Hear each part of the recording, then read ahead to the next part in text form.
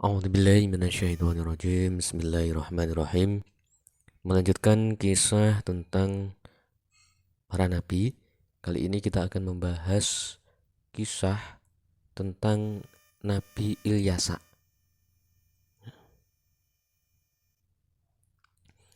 Jadi setelah Nabi Ilyasa, jadi kita akan membahas tentang Nabi Ilyasa, di mana kisah tentang Nabi Ilyasa ini tidak begitu banyak seperti halnya kisah para nabi yang lain. Di kisahnya hanya sedikit, tapi tetap saja dia merupakan seorang nabi dan rasul yang wajib kita imani, karena dia termasuk golongan nabi dari Bani Israel, yang mana beliau ini ada yang mengatakan bahwasannya murid dari Nabi Ilyas alaihi salatu wassalam, di mana ketika Nabi Ilyas sedang menjalani perintah oleh Allah, lalu dia bersembunyi bersama Nabi Ilyas, dan Ilyas ini bersembunyi di gua karena diburu oleh kaum Ba'laba. Lalu setelah itu karena hasrat atau nafsu dari Nabi Ilyas ini makan dan minumnya diambil, maka selanjutnya kaum dari Nabi Ilyas ini dilanjutkan, atau estafet dakwahnya dilanjutkan kepada Nabi Ilyas alaihi salatu wassalam. Allah Ta'ala menyebutkannya bersama-sama dengan para nabi yang lain dalam firman-Nya, Bismillahirrahmanirrahim, wa Ismail wal Yasa wa Yunus wa Luta wa kullan faddalna 'alal 'alamin. Quran surat Al-An'am ayat 86. Dan Ismail, Al-Yasa, Yunus dan Lut, masing-masing kami lebihkan derajatnya di atas umat di masanya. Allah Ta'ala juga berfirman yang artinya, dan ingatlah akan Ismail, Ilyasa, dan Zulkifli. Semuanya termasuk orang-orang yang paling baik. Quran surat Shad ayat 48. Ibnu Ishaq berkata, Bishr bin Huzdaifah telah menceritakan kepada kami saat telah mengabarkan kepada kami dari Qatadah dari Al-Hasan. Ia berkata, setelah Ilyas adalah Ilyasa alaihi salam.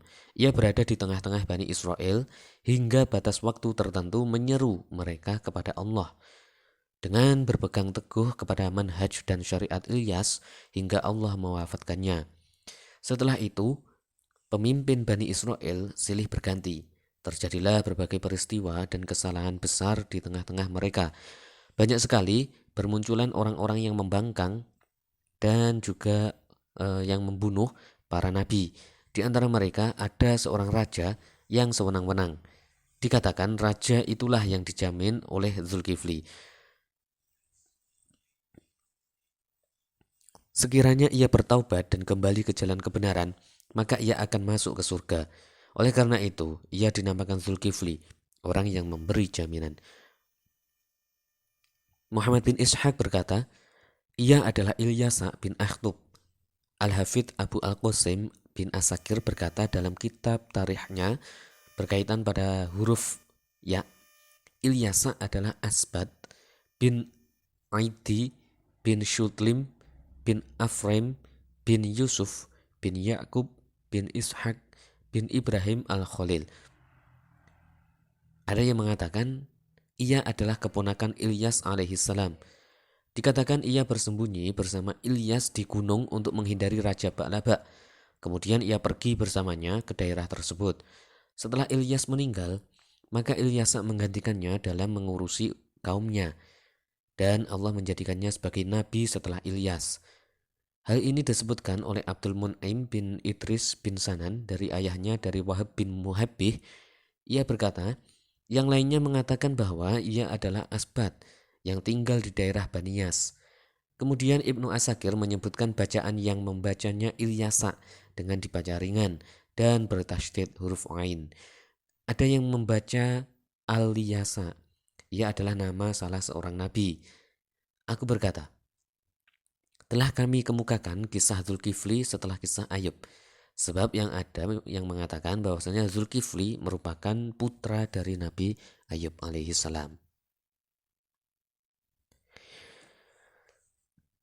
Ibnu Jarir dan yang lain berkata, kondisi Bani Israel mulai memuncak dan mereka melakukan berbagai dosa serta pelanggaran.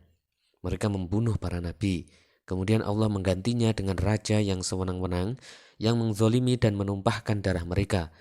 Allah juga menimpakan kepada mereka musuh-musuh yang menguasai mereka. Ketika Bani Israel menyerang musuh, maka mereka akan membawa serta tabut atau peti yang berisikan perjanjian mereka yang sebelumnya berada di kubah zaman. Sebagaimana yang telah disebutkan, ketika mereka berperang melawan penduduk Ghuzah dan Asqalan, maka mereka mengalami kekalahan dan musuh mampu menguasai mereka. Ketika Raja Bani Israel mengetahui hal itu, maka lehernya menjadi miring dan mati karena kedukaan yang mendalam. Selanjutnya Bani Israel seperti kambing yang ditinggal penggembalanya. Hingga akhirnya Allah mengutus seorang nabi dari kalangan mereka yang bernama Syamuel. Mereka meminta kepadanya agar ia memilih seorang raja agar mereka berperang bersamanya melawan musuh. Kisah mereka disebutkan dalam kitab Al-Quran. Ibnu Jarir berkata, rentang waktu antara wafatnya Yusya bin Nun hingga Allah mengutus Samuel bin Bali adalah 460 tahun. Kemudian ia menyebutkan rincian kisahnya dengan sejumlah raja yang memimpin Bani Israel.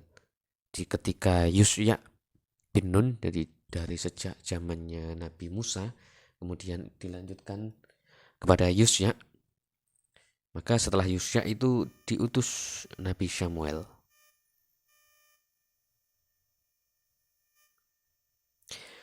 Muhammad bin Ishaq berkata sebagaimana yang telah disebutkan dari Wahb bin Munahbih. Ia berkata, kemudian Nabi setelah Ilyas adalah orang yang diberi wasiat olehnya, yaitu Ilyasa bin Akhtub. Jadi, setelah masa kenabian Nabi Ilyas, estafet kepemimpinan dakwah dilanjutkan kepada Nabi Ilyasa yang melanjutkan dakwah kepada kaumnya Nabi Ilyas. Jadi antara Nabi Ilyas dan Nabi Ilyasa ini masih satu zaman, masih dalam satu lingkup masa. Nah, itulah kisah daripada Nabi Ilyasa yang mungkin hanya segelintir orang yang mengetahui dan juga hanya sedikit yang bisa diketahui dari kisah Nabi Ilyasa. Tidak banyak yang bisa diambil kisah, maksudnya tidak banyak, tidak lebar, panjang lebar seperti kisah-kisah seperti hanya Nabi Musa atau nabi-nabi yang lain. Kisah Nabi Ilyasa ini hanya terperinci sedikit, tapi paling tidak dengan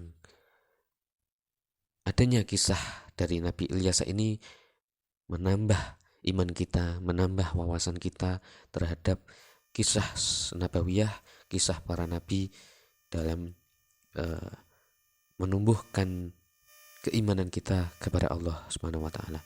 Demikian kisah Nabi Ilyasa. Selanjutnya kita akan membahas kisah tentang Nabi Yunus alaihissalam. Wallahu a'lam bishawab. Assalamualaikum warahmatullahi wabarakatuh.